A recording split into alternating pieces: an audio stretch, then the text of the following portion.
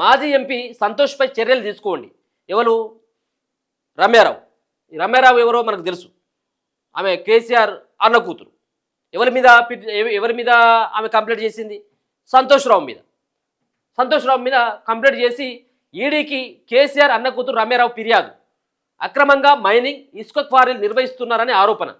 Mining వ్యాపారి ప్రదీప్ రెడ్డి సహా ముగ్గురిపైన complaint చేసింది ఆమె నిన్న. రాజ్యసభ మాజీ సభ్యుడు జోగిరపల్లి సంతోష్రావు ఆస్తులపై ఎన్ఫోర్స్మెంట్ డైరెక్టరేట్ ఈడీ దర్యాప్తు చేయాలని మాజీ సీఎం కేసీఆర్ అన్న కూతురు కాంగ్రెస్ నేత రమ్యారావు డిమాండ్ చేశారు. సంతోష్రావుతో పాటు ఢిల్లీ లిక్కర్ స్కామ్ కేసులో నిందితుడు శ్రీనివాసరావు, మైనింగ్ వ్యాపారి ప్రదీప్ రెడ్డి అక్రమంగా క్వారీలు నిర్వహిస్తున్నారని ఆరోపించారు. అక్రమ మైనింగ్తో వచ్చిన డబ్బును ఢిల్లీ లిక్కర్ స్కామ్లో పెట్టుబడి పెట్టినట్టు వెల్లడించారు.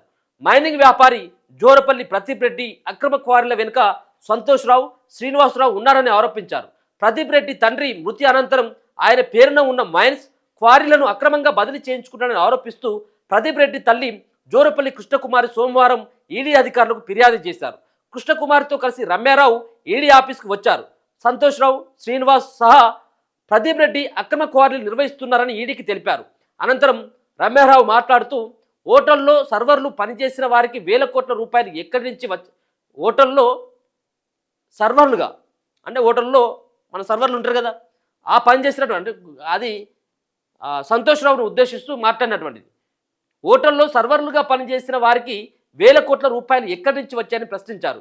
మిడ్మహనేర్ నిర్వాసితుల లిఫ్ట్లో జోగిరపల్లి సంతోష్ పేరు కూడా ఉందన్నారు. బీసీగా పేరు చెప్పుకొని లబ్ధి పొందారని తెలిపారు. మిడ్మహనేర్ నిర్వాసితుల పేరుతో సంతోష్రావు కుటుంబం అనేక ఫ్లాట్లు తీసుకున్నదని ఆరోపించారు. సంతోష్రావుకి కేటీఆర్ ఆస్తుల కంటే ఎక్కువ ఆస్తులు ఉన్నాయి సంతోష్రావుకి. ఇప్పుడు దీంట్లో నెంబర్ 2 కేసీఆర్ తర్వాత మనం కేటీఆర్ అనుకున్నాం. కేటీఆర్ కాదు నెంబర్ 2 ఇక్కడ సంతోష్రావే.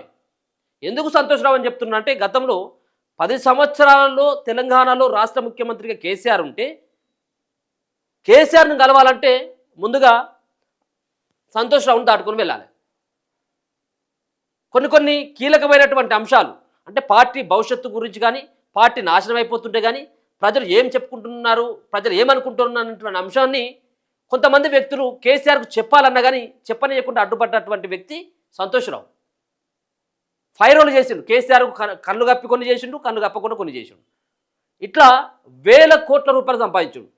సింపుల్గానే ఉంటాడు. సింపుల్గా ఇస్త్రీ చేసుకున్నాడా లేదా బట్టలు అన్నట్టుగానే ఉంటాడు. కానీ లోపల మాత్రం విపరీతమైనటువంటి ఈర్ష్యద్వేషం ఉంటుంది. ఎవరు కూడా కేసీఆర్ని కలిసి ఇచ్చినోడు కాదు. ఈయనకు ఏమైనా పని కావాలన్నా కేసీఆర్తో ఇప్పుడు ఉంటారు కదా చాలామంది టికెట్ కోసమో లాబింగ్ చేసేటువంటి వాళ్ళు, కాంట్రాక్టర్లో లేకపోతే రియల్ ఎస్టేట్ వ్యాపారులో ఇంకేదైనా కేసులు ఉన్నాయనుకో, ఈయనకు చెప్పిన తర్వాతనే ఆయనను కలవాలన్నా కేసీఆర్ని వద్దా అనేది డిసైడ్ చేసేది ఈయనే. ఇక కేసీఆర్ దగ్గరికి ఎందుకు నేనే సాల్వ్ చేస్తా పో అని చెప్పేసి కోట్ల రూపాయలు అట్లా కాంట్రాక్టర్ల దగ్గర, రియల్ ఎస్టేట్ వ్యాపారుల దగ్గర, చాలా సమస్యలు ఉన్నటువంటి వాళ్ళ దగ్గర మొత్తం అంతా కూడా వెనకేసుకున్నటువంటి వ్యక్తి సంతోష్రావు. కేటీఆర్ కంటే ఎక్కువ ఆస్తులు అంటే మనం అర్థం చేసుకోవాలి. ఏ రకమైనటువంటి దోపిడీకి పాల్పడడం, ఏ రకమైనటువంటి అవినీతికి పాల్పడడం అనేది మనకు అర్థమవుతా ఉంది. సంతోష్రావును ఫస్ట్ విచారించాలి. సంతోష్రావుకు సంబంధించినటువంటి రమ్యారావు నిన్న ఫిర్యాదు చేసింది కదా, ఆమె చెప్పినటువంటి దాంట్లో 100% నిజమే. అది ఒకటే కాదు, ఈ సంబంధించినటువంటి ఇసుక క్వారీలు, మైనింగ్ ఇది కాదు. ఆయన సంపాదించుకున్నాడు. ఆయనకు ఎక్కడి నుంచి వచ్చిన పైసలు ఆమె అంటుంది కదా. హోటళ్లలో సర్వర్లుగా పనిచేసిండు. హోటల్గా సర్వర్గా పనిచేసినటువంటి వ్యక్తికి వేల కోట్ల రూపాయలు ఎక్కడి నుంచి వచ్చినాయి. మొత్తం అంతా కూడా తెలంగాణ సొమ్మునంతా కూడా దోచుకున్నటువంటి వాళ్ళు కేసీఆర్ పక్కన ఉన్నటువంటి కులపోళ్ళు, కేసీఆర్ ఫ్యామిలీ మెంబర్స్. అరే ఇస్త్రీ బట్టల గతిలో బాబా, ఇస్త్రీ బట్టల గతిలో పేరగారు చెప్పలేసుకుని వచ్చిన అమెరికా నుంచి కేటీఆర్ కానీ కవితక్క కానీ మనం చూడవచ్చు. పాత ఫోటోలు చూస్తే నలిగిపోయినటువంటి చీర ఉంటుంది ఇప్పుడు కవితక్కకి. ఇక హరీష్ రావును చూసినట్టయితే లబ్బర్ చెప్పులు పేరగారు చెప్పలేసుకుని వచ్చిండు.